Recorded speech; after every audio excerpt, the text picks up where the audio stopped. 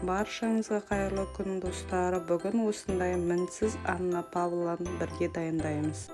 Пирожныйларымыз сырты қытырлақ болып, іші жұмсақ болып, дәмі тәтті болып шығады. Ол үшін бізге бөлме температурасында белок керек. Белогымызға шымшым тұз бен шымшым лимонная кислота қосамыз. Миксеріміздің жай жылдамдығымен араластырамыз. Көпіре бастаған кезде қантымызды біртіндеп қосамыз. Қантымызды міндетті түрде 5-6 рет бөліп қосамыз. Және де белогымыз міндетті түрде бөлме температурасында болу керек. Ол үшін жұмыртқамызды түнде шығарып қоямыз. Тағы да бір ескертетін жайт, ол ыдысымыз таза болу керек және белогымызға жылтық мүлдем түспеу керек.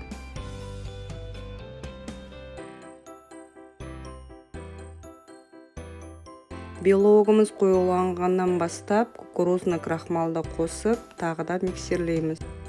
Ыдысымызға жағылып қалғандарды түсіріп, араластыруды ұмытпаймыз.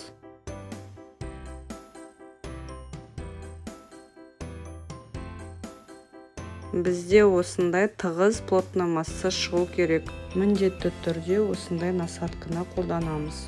Дайын болған белогымыздың жартысын кондитерлік мешогымызға саламыз. Белокты 2 бөліп салған дұрыс болады.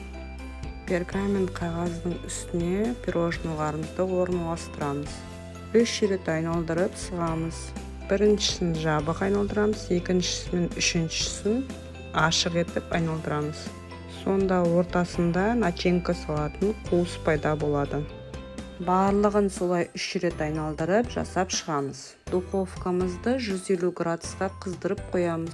Бірақ пирожныйларымызды духовкаға салған кезде 100-ге қоямыз. Пирожныйларымызды 100 градуста 1 сағат 15 минут кептіреміз.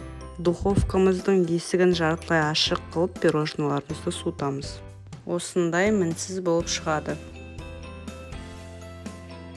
Кремнің жасалу жолын шоколадный капкейки видеосынан қарасаңыз болады.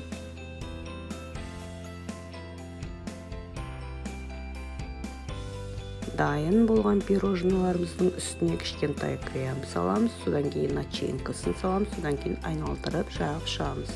Пирожныйымыздың үстіне кремді міндетті түрде жалғастырып, айналдырып жағамыз.